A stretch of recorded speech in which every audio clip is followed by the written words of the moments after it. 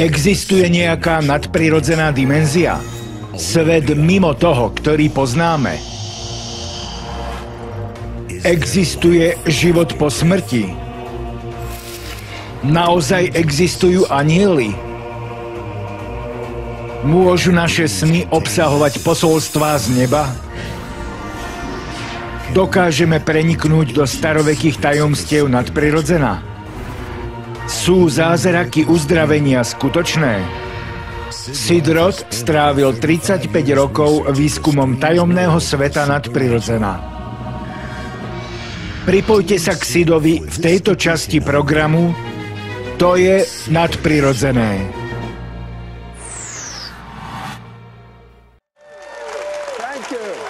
Vitajte v mojom svete, ktorý je prirodzene nadprirodzený. Mojím hosťom je dcéra jedného z generálov viery. Myslím si, že diabol cítil, že ak sa mu podarí dostať ju, tak tým do určitej miery poškodí úžasné životné dielo jej otca Norvela Hayesa. 13 krát, počúvajte ma, 13 krát bola v ohrození života následkom choroby. Či už to bolo zlyhanie ladvín, choroba srdca, alebo rakovina. Ale táto mladá žena sa dostala na ešte vyššiu úroveň, ako sa dostal jej otec. Pretože táto mladá žena reprezentuje, a bude vás aj o nej učiť, najtvrdohlavejšiu vieru, s akou som sa v živote stretol. Zone, myslím si, že ľudia, ktorí vás nepoznajú, tak si asi myslia, aký atraktívny život ste museli mať. Veď priateľmi vášho otca boli takí ľudia ako Kenneth Hagin, Lester Sumrall alebo otec Joela Osteena, John Osteen. Verím, že toto pre vás muselo byť úžasné. A predsa, keď ste boli mladá, tak ste zažili takú malú tragédiu, pretože od veku 10 rokov ste už neuvideli svoju mamu, pretože vaši sa rozviedli. Pre také malé dievča to musela byť zdrvujúca skúsenosť. Áno, bolo to pre mňa naozaj zlé. Môj otec bol vtedy podnikateľom a keď sa toto stalo, tak otec v modlitbe povedal Pánovi: Pane, ja neverím, že jej mama ju vychová tak, aby ti slúžila. Pane, vybav si to s ňou. Chcel by som vychovávať svoju dcéru a učiť ju, ako slúžiť Bohu. A keď som sa vrátila z návštevy u otca v hoteli, tak som povedala mame: Mami, nie, že by som ťa nelúbila, ale môj otec ma potrebuje. Nevedela, čo to má znamenať, tak som jej povedala: chcela by som žiť s otcom a chcela by som, aby ma vzal do Clevelandu v Tennessee, aby som vyrastala so sesternicami. A nasledujúci deň mi zbalila veci a odišla som. Keď Zona dospievala, tak sa jej prihodila veľmi nepríjemná vec. Na tele sa jej vyhodilo 42 výrastkov, nádorčekov. Chodili s tým k lekárovi, ten ich vždy vyrezal, lenže oni vždy vyrástli späť. Takže jej otec ako pragmatický človek povedal: vieš čo, už viac nejdeme k žiadnym lekárom. A to ju nahnevalo ešte viac. Ale potom prišiel Kenneth Hagin so zvláštnou myšlienkou. Čo vám povedal? Keď bol u nás Kenneth Hagin, tak povedal: počul som, že Zone má nejaké zdravotné problémy. Otec sa na mňa pozrel a odpovedal: Zona chce, aby sme dali vyrezať tie výrastky, ale oni narastú znova a s nimi aj ďalšie. V tom čase som ich mala po celom tele 42. Hagin na to: Norvel, môžem ich prekliať rovnako ako Ježiš preklial figovník a oni odumrú a zmiznú. Lenže potom Hagin odišiel na stretnutie a nepreklial to. A tak sa váš otec v zúfalstve začal modliť z celej sily. A čo sa stalo? Bol vzatý do neba. A čo sa udialo v nebi? Boh mu povedal počuteľným hlasom: dokedy ešte dovolíš tým výrastkom, aby boli na tele tvojej céry? Otec sa spýtal, čo ty myslí, veď nie sú na jeho, ale na cérinom tele. Boh odpovedal: ty si hlavou domácnosti. Ak sa deje u vás niečo, čo nie je víťazstvo, je to tvoja chyba. Jednoducho musíš prekliať tie výrastky v mojom mene, rovnako ako ja som preklial figovník. A oni odumrú a zmiznú, ak budeš veriť a nebudeš pochybovať, synu. Keď sa otec vrátil z neba, prišiel do obývačky, kde som bola s priateľom. Položil ruky na moje kolená a preklial tie výrastky až do koreňa v mene Ježiš a prikázal im, aby zmizli. Potom sa spýtal môjho priateľa: Synu, veríš tomu a nepochybuješ? On na to: Samozrejme, pán Hayes, verím všetkému. Ani sa nedivím, že to povedal. Čo by ste povedali vy?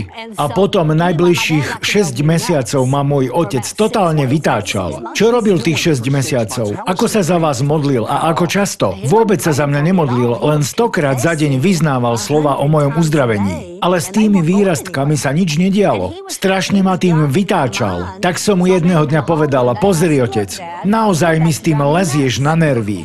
Pozri na tie výrastky, veď vôbec nezmizli. Viete, čo odpovedal? Ja nevidím vôbec nič. Nevidím nič. A začal tancovať, ako to len on vie. Urobil rukami rozhodné gesto a povedal: Nezostáva im nič iné, len aby odumreli a zmizli. Ďakujem ti, Pane, že si to odstránil z tela mojej céry. A čo sa stalo po 90 dňoch? Bola som vtedy druháčka na strednej škole a triedila som si šatník. Keďže som nemala mamu, tak ma to naučila sestra Heginová, ako to robiť. Takže som si dávala dokopy jarné, letné, jesenné a zimné oblečenie, zvesila som ho, pritom som vždy uvidela tie výrastky na rukách a položila som ho na posteľ. A znovu načiahnuť sa a položiť na posteľ. A keď som to urobila 6. krát, výrastky boli preč.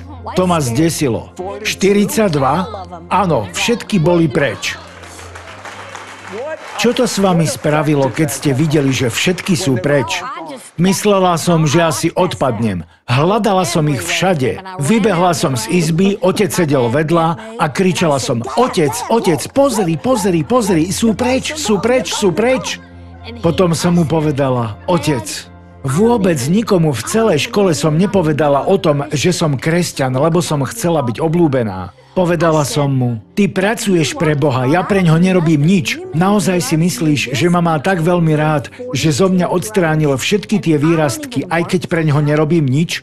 A vtedy na nás zostúpil Duch Svätý a bol to nádherný čas. Určite by ste čakali, že Zón bude po tomto slúžiť Bohu celou svojou bytosťou zvyšok svojho života, ale ona sa v 17 vydala.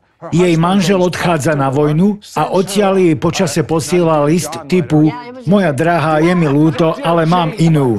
Chce sa rozviesť a Zón to privádza do zúrivosti. Za chvíľu pokračujeme.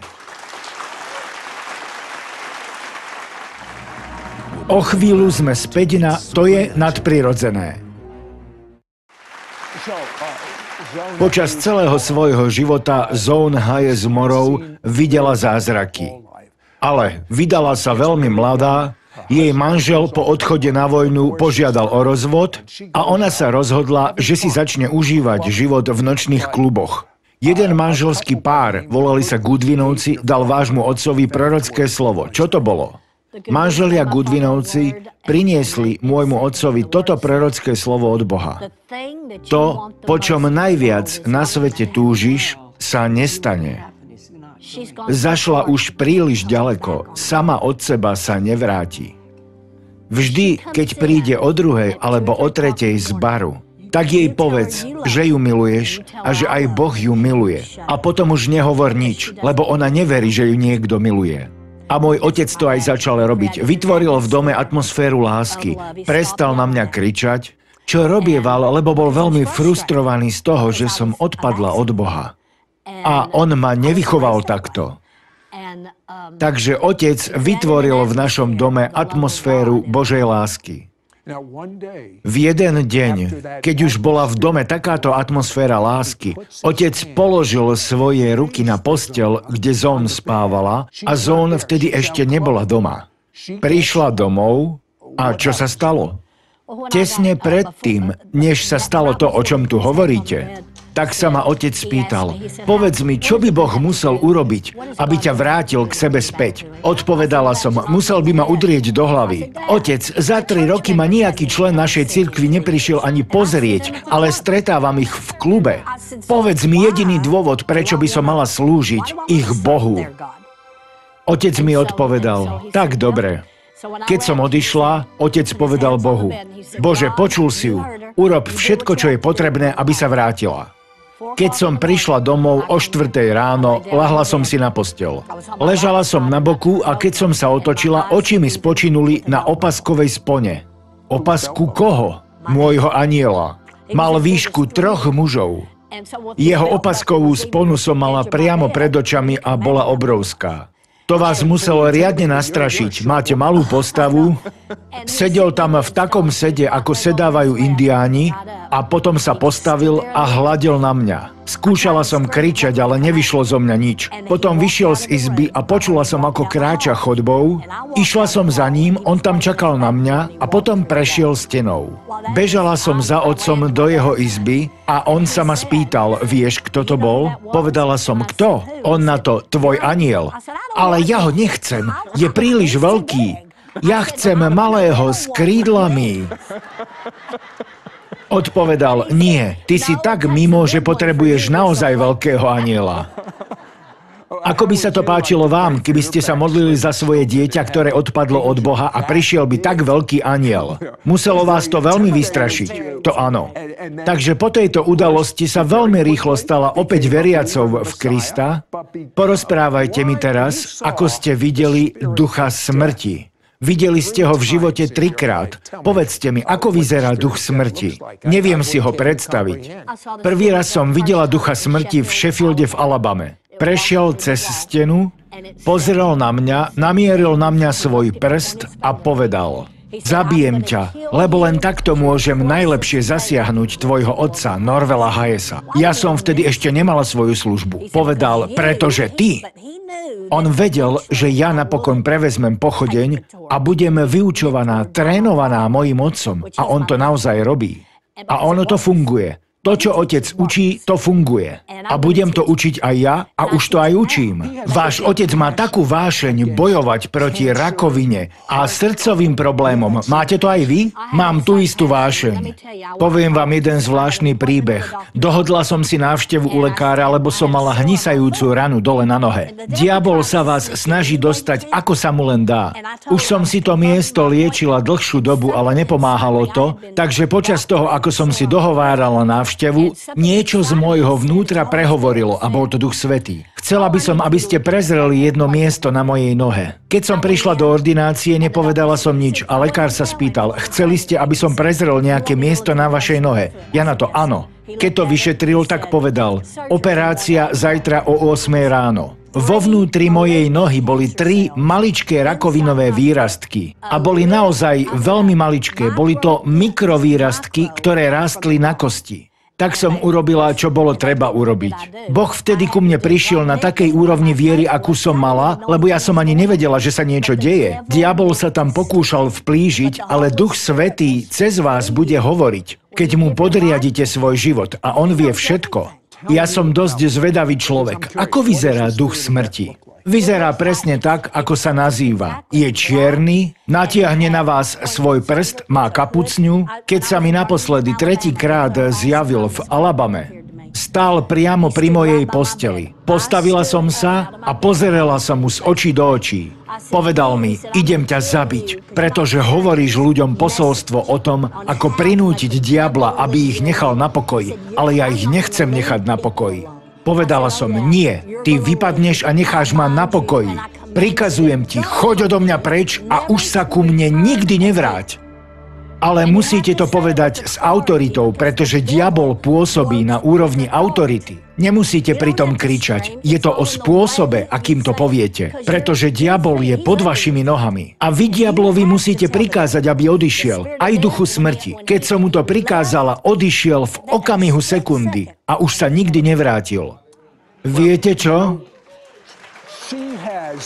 Zón má veľké porozumenie toho, ako bojovať v neviditeľnom svete. Väčšina ľudí, keď dostane lekárskú správu a cíti a vidí všetky symptómy tej choroby, tak nechápu to, že boj viery založený na slove Božom sa deje v neviditeľnom svete. Pomodlia sa za ten problém jednu modlitbu, aj to myslia vážne, lenže sa nič nestane. Ale vy sa modlíte znova a znova. Keď sa o chvíľu vrátime späť, tak by som chcel, aby ste nám porozprávali o zopár veciach, ktoré vám ohrozovali život a ako ste cez ne prešli mocou Ježišovou. Je to inak, ako je väčšina zvyklá. Jej otec Norvel Hayes mi na túto tému raz povedal: väčšina kresťanov, a to dokonca aj duchom naplnených, vôbec nerozumie tomu, ako funguje viera. O chvíľu sme späť. O chvíľu sme späť na To je nadprirodzené. Je tu opäť Sid Roth a Zone Hayes Marrow. Zone, váš život bol toľko razy v ohrození, ale vy ste za každým zvíťazili. V 94. roku u vás lekári diagnostikovali zlyhanie ladvín. Povedzte nám o tom. Keď mi určili túto diagnózu, začala som chodiť na dialýzu. Veľmi som schudla, vážila som asi 36 kilov a bola som už veľmi unavená. Takto ľudia umierajú, keď sú unavení. Poznal som ľudí, ktorí boli už tak unavení, že to jednoducho vzdali. A vtedy na vás diabol zaútočí. Ale každá choroba, akýkoľvek druh nemoci, či už vysoký krvný tlak alebo cukrovka, to všetko sú mená, ktorými lekári obliekli diabla. Bodka. Toto sa mi páči. Nie je pre človeka normálne, aby ich mal. Povedala som Pánovi: Pane, čo budeme robiť? Hovorila som to len jemu, nahlas som to nepovedala. Keď som bola vtedy na dialýze, tak som rozprávala naozaj málo. Pretože väčšinou vtedy hovoríte len o symptómoch choroby a tie symptómy nie sú reálne. Sú to symptómy. Takže som sa spýtala Pána, čo mám robiť, a on odpovedal: chcem, aby si išla naspäť do centra na dialýzu. V tom centre bolo 50 prístrojov, ktoré to robili. Chcem, aby si zobrala deku a natiahla si ju cez hlavu. Pretože sa nesmieš dívať na to, čo ten prístroj bude s tebou robiť. Vytiahne ti z tela všetku krv, očistí ju a potom ju vloží späť do tvojho tela. Nedívaj sa na to, lebo budeš ešte viacej unavená a napokon zomrieš. Povedala som: dobre. A skutočne ste si natiahli deku cez hlavu? Čo si o tom ľudia mysleli? Vošla som dnu, automaticky som si natiahla deku cez tvár a vystrelila ruku. Mala som tam trubičku, napichali mi ihly a potom začali po mne pokrikovať: Zone, Zone, Zone, daj si dole tú deku. Pomyslela som si: to neurobím. Na ten prístroj sa už nebudem pozerať, takže 3 mesiace som sa naň ani nepozerala. Zón, vy ste mi povedali ešte niečo iné, čo na mňa urobilo dojem. Ako malé dievča často chodievala so svojím otcom, ale nepočúvala príliš slová, ktoré vyučoval. Musela sa ich síce učiť z pamäti, ale nedostali sa jej do srdca. Veľmi tomu nerozumela, jedným uchom dnu, druhým von. A potom vám Boh povedal, aby ste čítali jeho knihy. Začala som ich čítať 2 roky predtým, ako na mňa opäť zaútočila tá nemoc. Boh mi povedal: chcem, aby si túto knihu prečítala 7-krát. A potom si ju prečítaš celú 1-krát mesačne, až kým ti nepoviem, že to stačí. Pretože to budeš potrebovať. Týmto spôsobom som začala budovať svoje vnútro. Takže keď mi potom opäť diagnostikovali zlyhanie ladvín a dialýzu, povedali mi, že mi zostáva 24 hodín života, ak nepôjdem na dialýzu. Keď som začala robiť to, čo ma Pán naučil, tak Pán urobil zázrak. Keď som nejednala podľa toho, čo mi hovorili, keď som neurobila to, aby som išla na dialýzu. Jediné, čo som povedala sama sebe, bolo: už nikdy viac dialýza. A tak som sa začala modliť, ale inak som toho mnoho nenahovorila, okrem času, kedy som sa rozprávala s Pánom. Začala som vidieť samú seba ako uzdravenú. Začala som chodiť na záchod, zavrela som dvere, nabrala do pohára vody, vyliala ho do záchoda, odtrhla na to papier, spláchla a povedala: ďakujem ti, Pane, za zázrak v mojich ladvinách. Spláchla som, išla k umývadlu, položila tam pohár, umyla si ruky a upravila si šaty. Toto som robievala 5-6 krát denne. Lebo viera prichádza počúvaním, a to počúvaním slova Božieho. Videli ste samú seba ako uzdraveného človeka. Tým, že ste normálne používali záchod, splachovali ste ho, máte pred očami obraz toho, čo robila? Tak toto bola naozaj veľmi tvrdohlavá viera. Ak by ste neboli vycvičená v takejto tvrdohlavej viere, myslíte, že by ste boli tu? Určite nie. Nebola by som tu, keby som si nevzpomenula, ako otec za mňa bojoval. Ako stál za mňa, keď som mala tie výrazky, Ako bojoval za mňa, keď som bola maličké dieťa, mala som 6 alebo 7 mesiacov a vážila som 2 kilá, lebo som mala krvnú chorobu. Aj vtedy, keď ma prešlo auto, stiahlo ma pod seba a vymrštilo ma von. Diabol ma chcel zabiť rozličným spôsobom. Keď sa mi prvýkrát zjavil duch smrti, tak povedal: zabijem ťa, lebo len takto môžem najlepšie zasiahnuť tvojho otca, Norvela Hayesa, a prinútiť ho, aby prestal. Presne takto to povedal.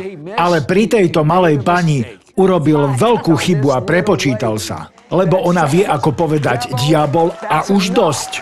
Verím, že teraz nastal čas na to, aby ste sa pomodlili a ľudia, ktorí nás počúvajú, budú uzdravení. Urobíte to? Áno, rada.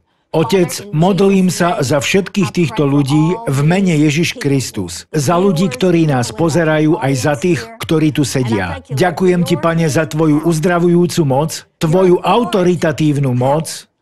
Smrť a život sú v moci jazyka. Nie keď o tom čítate, ale v moci jazyka. Ďakujem ti, že tvoja uzdravujúca moc teraz preteká od vrchu ich hlav až po posledný prst na nohách a vyháňa všetko, čo nie je víťazstvo. V ich mysliach, v ich telách, v ich rodinách, v ich financiách. Každú jednu vec. Satan, si klamár, daj ruky preč. Cukrovka, odíď v mene Ježiš. Vysoký krvný tlak, preč v mene Ježiš. Ladvinové kamene, preč v mene Ježiš. Problémy s pečeňou, preč. Teraz hovorím k telu každého človeka, ktorý pozerá tento program. Ďakujem ti, Pane. Jediné, čo musia robiť, je začať ti ďakovať za tvoju zázraky konajúcu moc. Za tvoju uzdravujúcu moc tečúcu ich telami. Za tvoju vyslobodzujúcu moc v mene Ježiš. Amen. Zón, povedzte mi. Niečo dobré, niečo naozaj dobré sa vám prihodilo. V krátkosti nám porozprávajte o tom strašnom sne, ktorý ste mali o ľuďoch, ktorí idú do pekla. Videla som množstvo nespoľahlivých, nezodpovedných ľudí. S Bohom nemôžete robiť kompromisy. Váš úspech ako Božieho služobníka nezáleží na tom, ako krásne kážete, ale predovšetkým na vašom charaktere a bezúhonnosti. Mala som sen o pekle. Videla som tam útes, stála som na kraji toho útesu a videla som, ako do pekla padajú ľudia, ktorí niesli Biblie.